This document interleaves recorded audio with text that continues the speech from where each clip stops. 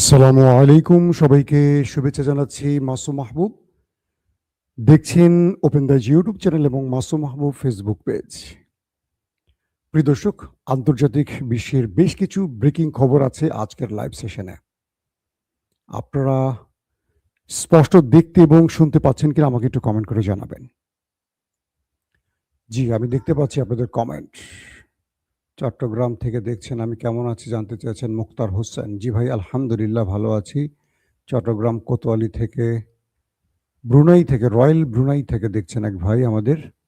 নরসিংদী থেকে জাহাঙ্গীর আলম, দেলোয়ার হোসেন কুষ্টিয়া থেকে। জি, Donald Trump গাঁজা খায় কিনা জিজ্ঞাসা করছেন। খায় বোধহয়, 3 বেলা ঠিক মতোই খায়। বাহরাইন থেকে, ময়মনসিংহ থেকে, নারায়ণগঞ্জ থেকে দেখছেন, পশ্চিমবঙ্গের ডান্ডিনা, ইরাক, কুর্দিস্তান, আরবিল থেকে দেখছেন। ওকে দর্শক, ফরিদ বগুড়া থেকে দেখছেন, হুমায়ুন কবির রতন ঢাকা থেকে দেখছেন। আজকের কয়েকটা খুব গুরুত্বপূর্ণ খবর। আপনারা আজকের ভিডিওটা যারা দেখবেন, পরবর্তী ভিডিওগুলো আপনাদের জন্য খুব সহজ হবে বোঝার জন্য। কেন বলছি কথাটা? যে অনেক সময় আমি যে ধারাবাহিক লাইভগুলো করি, একটা খবর পরের খবরের সাথে আমি মিল রাখি না। মিল রাখি না বলতে কি, আজকে যে খবরটা দিয়েছি নেক্সট ভিডিওতে আমি আর সেটা জানাই না, রিপিট করি না। অনেক সময় যারা একটা ভিডিও দেখেন তারা হারিয়ে ফেলেন খের। যুদ্ধের একটা সংবাদের একটা মালার মতো গাঁথনি আছে, শুরুটা থেকে শেষ পর্যন্ত আমরা ধারাবাহিক যাচ্ছি। যারা পুরো ভিডিওগুলো দেখবেন তারা বুঝবেন, পুরো সিনারিটা বুঝতে পারবেন। যারা গ্যাপ দেবেন তারা হয়তো বা আংশিক বুঝবেন। ধরেন পরিস্থিতিটা কি এখন? ডোনাল্ড ট্রাম্প প্রথমে সে ঘোষণা দিল যে তিনি 48 ঘন্টার মধ্যে ইরানে বড় আকারে প্রতিশোধ নেবে বা অ্যাটাক করবে। ইরান তখন বলল যে তুমি যদি আমাকে অ্যাটাক করো, আমার যেখানে যেখানে অ্যাটাক করবো আমি তোমার সেখানে সেখানে অ্যাটাক করে সেগুলো আমি শেষ করব। ডোনাল্ড ট্রাম্প বোঝার চেষ্টা করলেন যে ইরান কি মুখে বললো না বাস্তবে করবে। তিনি ইসরায়েল এবং আমেরিকা মিলে কয়েকটা ক্ষুদ্র পরিসরে অ্যাটাক চালালো। ইরান তার জবাবে ক্ষুদ্র পরিসরে না, একটু বৃহৎ আকারে আবার অ্যাটাক চালালো। আমেরিকা বুঝলো যে না, ইরান যেটা বলছে সেটা করবে। তখন তিনি কি করলেন, তার কিছু মিত্রদের মাধ্যমে ইরানের কাছে বার্তা পাঠালেন তিনি 5 দিনের জন্য একটা বিরতি চান। ইরান বলল যে না, আমেরিকা যদি আক্রমণ না করে আমেরিকাকে সে আক্রমণ করবে না, কিন্তু নেতাকাকুকে ছাড়বে না। ওইখানে আক্রমণ চলবে, ওইখানে কোনো দিনক্ষণ কিছু নেই, এটা অব্যাহত চলবে যতক্ষণ তাদের টিকে আছে। এরপর দেখা গেল যে ডোনাল্ড ট্রাম্প একটু আলোচনার বাইরে গেলেন, চলে এলেন নেতাকাকু। 5 দিন শেষ, আজকে শুক্রবার তার টাইমলাইন শেষ হয়ে গেল। কি হবে আজকে? আজকে আবার ডোনাল্ড ট্রাম্প নতুন করে তিনি একটা টুইট করলেন। এক প্রকার পুরো ইউটার্ন নিলেন ডোনাল্ড ট্রাম্প। তিনি বললেন আমি ইরানকে আরো 10 দিন সময় দিতে চাই। 5 দিন শেষের পর আমেরিকার প্রেসিডেন্ট ডোনাল্ড ট্রাম্প বললেন আমি ইরানকে আরো 10 দিন সময় দিতে চাই। তার মানে আমেরিকা ইরানে যে বড় আক্রমণটা করবে হরমুজ প্রণালী খুলে দেওয়ার জন্য, সেই আক্রমণের দিন আরো 10 দিন পেছানো হলো। প্রশ্ন করেন এখন, তাহলে যুদ্ধে উইন পজিশনে কারা আছে? ইরান সময় চায়নি, ইরান যুদ্ধবিরতির আলোচনাও করছে না, বারবার বলছে, কিন্তু আমেরিকা বলছে যে ইরান তার কাছে যুদ্ধবিরতির জন্য ভিক্ষা চাইছে বিভিন্ন দেশের মাধ্যমে। ইরান স্পষ্ট করেছে কোনো দেশের মাধ্যমে ইরান প্রস্তাব করেনি, বরং আমেরিকা প্রস্তাব করেছে, ইরান রাজি নয়। আজকে সময় দিয়েছে কে? Donald Trump. কয়দিন? 10 দিন। তিনি বলছেন যে আমি ইরানকে আরো 10 দিন সময় দিলাম, অর্থাৎ আমাদের যে কাঙ্ক্ষিত টার্গেটে হিট করার ডে 48 ঘন্টা পেরিয়ে যাওয়ার পর 5 দিন দিলাম, 5 দিনের পর 10 দিন দিলাম। এখন ইরান এই 10 দিন সময়ের মধ্যে ভাবুক তারা কি করবে। ইরান বলছে তোমার থেকে তো আমি সময় চাইনি, তুমি কেন 10 দিন দিলা? তার মানে তোমার প্রস্তুতি সম্পূর্ণ হয় নাই। তুমি যে আমার দেশের মধ্যে কমান্ডো বাহিনী নামাবে, তুমি এখনো চূড়ান্ত ফয়সালা করতে পারোনি, অথবা তোমার দেশের মধ্যে দ্বন্দ্ব চলছে, তোমার সেনাদের মনোবল ভেঙে গেছে। এই জন্য তুমি আরো 10 দিন নিচ্ছ প্রস্তুত নেবার জন্য, বা তোমার বিশ্ব মিত্রদের বোঝাবার জন্য, কারণ তুমি একা এই লড়াইটা করতে ভয় পাচ্ছ।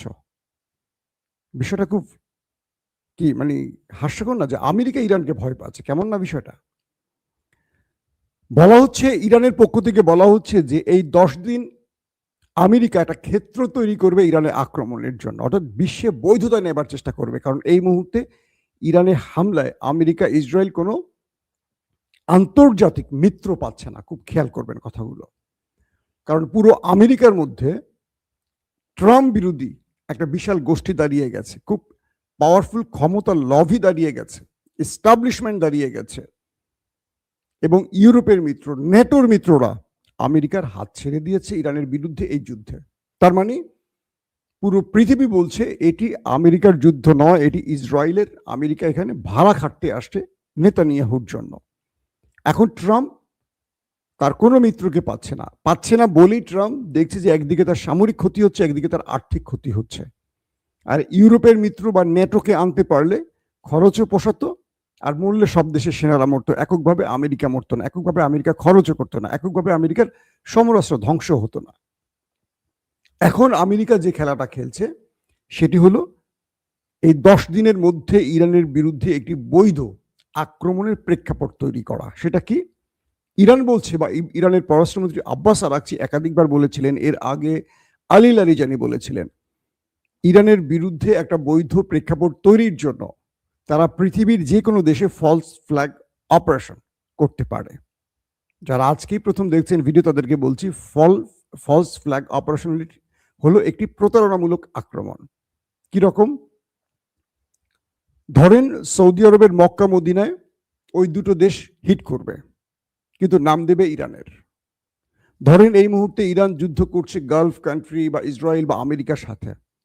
আমেরিকার ভেতরে টুইন টাওয়ারের মতো কোনো একটি বড় টার্গেটে ওরাই নিজেরা হিট করবে, নাম পড়বে ইরানের। অর্থাৎ করবে যে, নাম পড়বে আরেকজনের। ফলস ফ্ল্যাগ অপারেশন এটাকে বলে। তো এখন যে বিষয়টি তৈরি হচ্ছে, ইরান বা ইরানের দায়িত্বশীলরা বলছেন যে আমেরিকা বা ইসরায়েলের মূল টার্গেট এখন ফলস ফ্ল্যাগ অপারেশন করে একটা বৈধ প্রেক্ষাপট তৈরি করা। কি হতে পারে ফলস ফ্ল্যাগের টার্গেট? বলা হচ্ছে মুসলিম বিশ্বের 57টি মুসলিম দেশে 200 থেকে 250 কোটি মুসলমানদের সবচেয়ে বড় আবেগের জায়গা কোনটা? Mecca Medina. তারপর জেরুজালেমের, যেটা আমাদের মসজিদুল আকসা। যে কোনো সময় মসজিদুল আকসায় বড়সড় হামলা হতে পারে। এটি নেতা কাকুর অনেক দিনের শখ, কারণ তারা এটাকে ভেঙে থার্ড টেম্পল বানাবেন। কোনো একটি মিসাইল দিয়ে, শক্তিশালী মিসাইল দিয়ে এটাকে হিট করে পুরোটা গুড়িয়ে দেবে, দিয়ে বলবে এটি ইরান করেছে।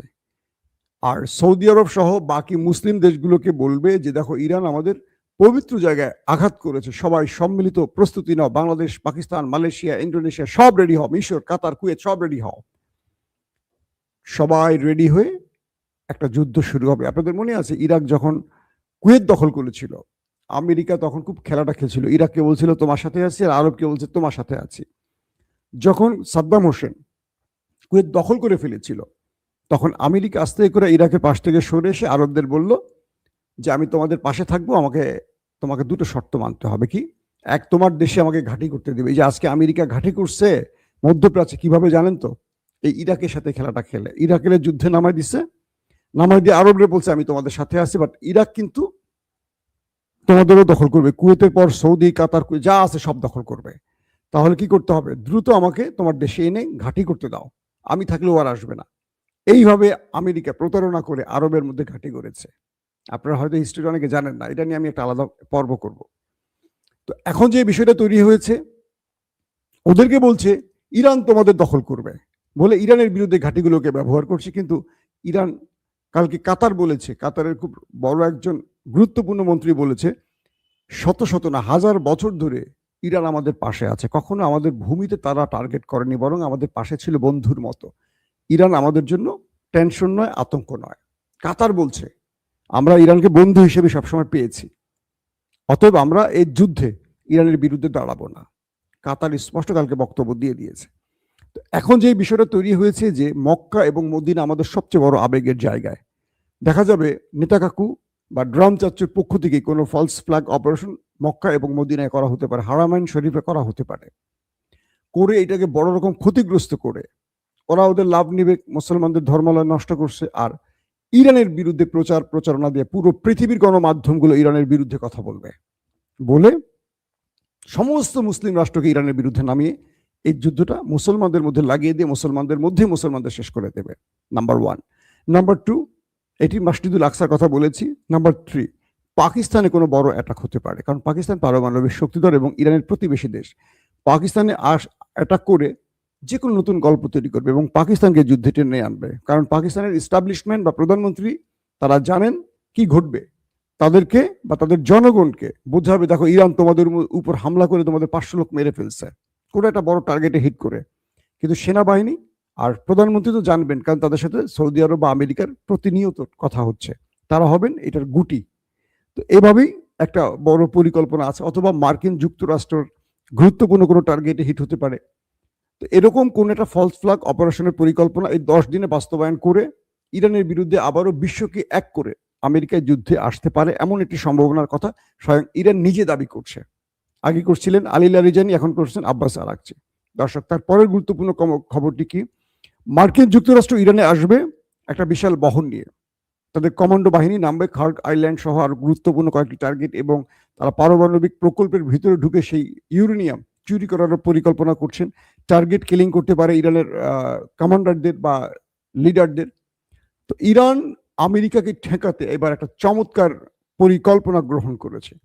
তারা 10 লাখ স্বেচ্ছাসেবক নিচ্ছে, অর্থাৎ ইরানিদের মধ্য থেকে 10 লাখ তাগড়া যুবককে ঠিক করছে যারা আমেরিকার কমান্ডো বাহিনীর বিরুদ্ধে কাজ করবে।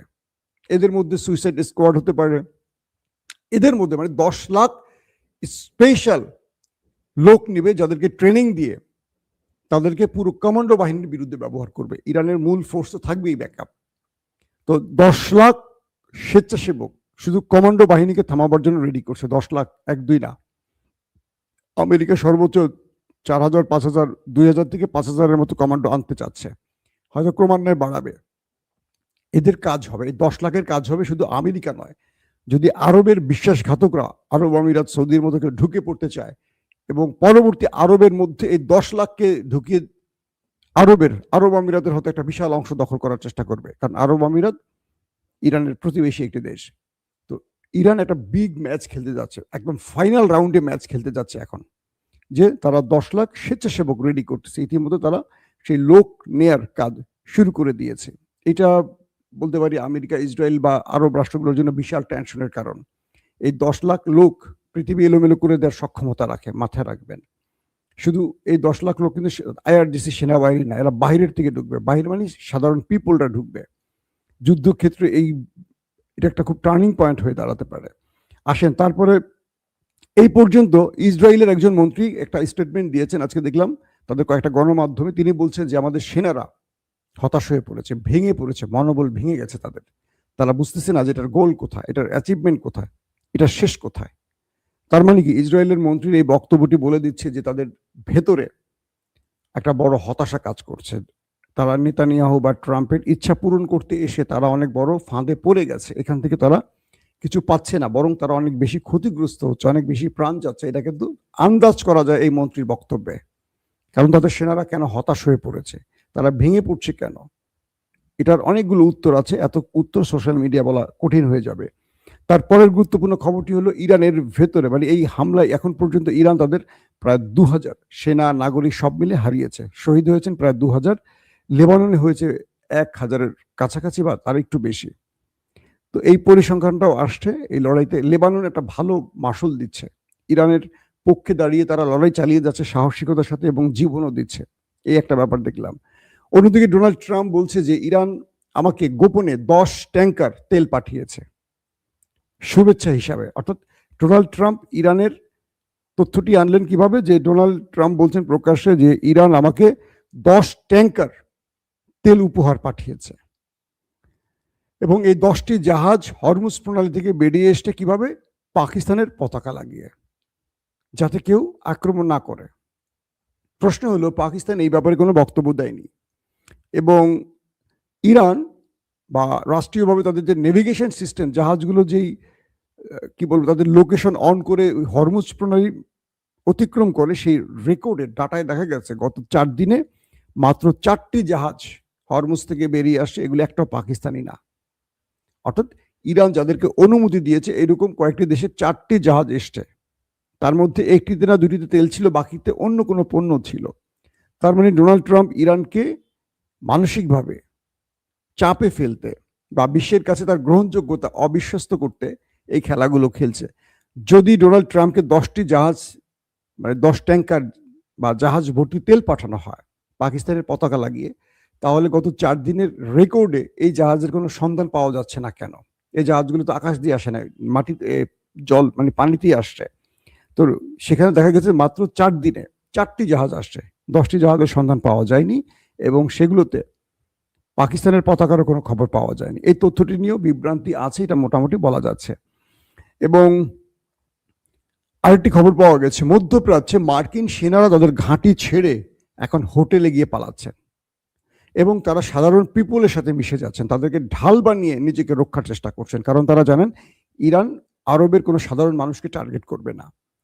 তো যেই দেশটি তাদের নিজের বেজ, যুগের পর যুগ ধরে যে বেজগুলো তারা তৈরি করে সেখানে মনে করেছেন আত্মরক্ষা করবেন, কেউ পৃথিবী তাদেরকে টাচ করবে না, তারা আনটাচ থাকবেন, সেই আমেরিকান সেনারা গালফ কান্ট্রিতে থাকা তাদের বেজগুলো ছেড়ে পালাতে শুরু করেছে। এবং শুধু পালাচ্ছে না, তারা হোটেলে উঠছে, মোটেলে উঠছে, বিভিন্ন রিসোর্টে গিয়ে উঠছে, তারা যেখানে আরবরা বসবাস করছে সাধারণ তাদের সাথে মিশে যাচ্ছে শুধু তাদের নিজেদের বাঁচাবার জন্য। অর্থাৎ তারা জানে ইরান আরবদের মারবে না, মুসলমানদের মারবে না, তাই তারা তাদের সাথে মিশে যাচ্ছে বাঁচার জন্য।